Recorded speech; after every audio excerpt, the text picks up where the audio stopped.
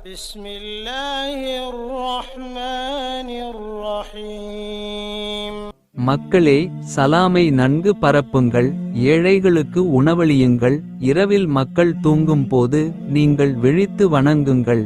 இச்செயல்களினால் நீங்கள் சுவனத்தில் நிம்மதியாக நுழைவீர்கள் என நபி ஸல்லல்லாஹு அலைஹி வஸல்லம் அவர்கள் கூறினார்கள்.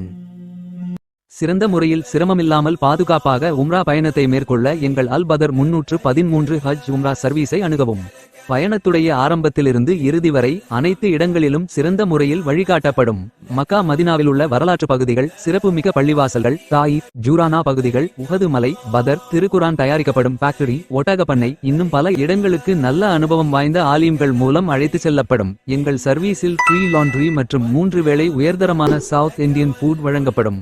ஹரமிலிருந்து 250 மீட்டர் தொலைவில் ஹோட்டல் வசதி செய்து தரப்படும்.